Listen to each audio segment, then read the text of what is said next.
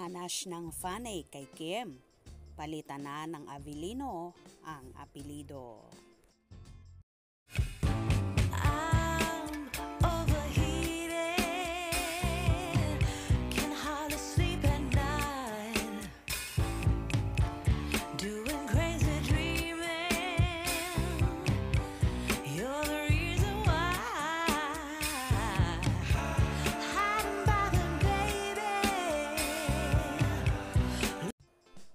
Inuungutan ng mga fan ni Kim Chiu.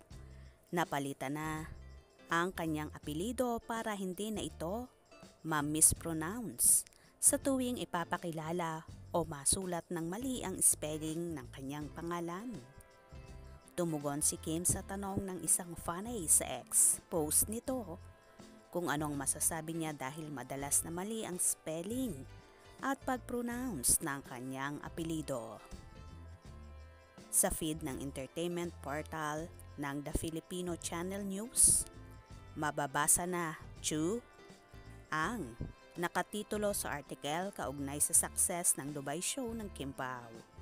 Nirepost ito ng nasabing fans sa kanyang ex account. Say pa ni at Angel Kuno.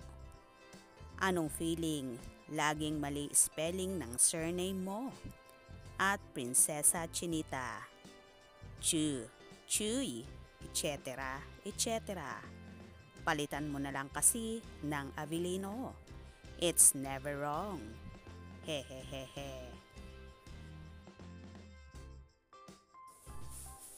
Sumakay naman dito si Kim dahil sa kilig marahil nito nang mababasa ang suhestyon ng fan.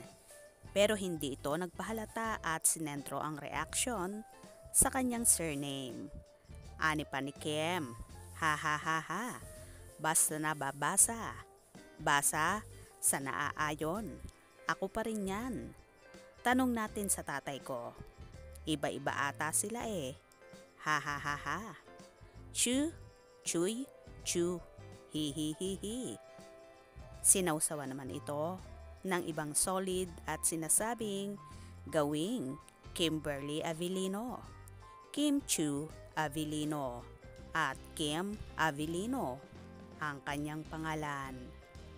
Halos mga sign naman sa kilig ang mga netizens sa ilusyon na magkakatuluyan sina Kim at Paulo.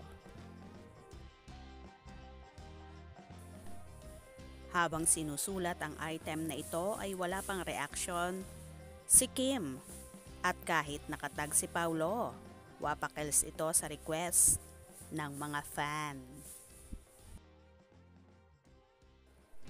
Well, maraming beses na ngang nagkakamali sa apelido ni Chinita Princess ang karamihan. Kaya naman nakakatuwa ang hanash ng fanay na ito na palitan na lang ng Avellino para hindi na raw magkakamali ang mga netizens. Kaya naman tumutok at huwag na huwag pahuhuli sa mga maiinit na kaganapan. Anong inyong magiging reaksyon sa bidyong ito? Comment below.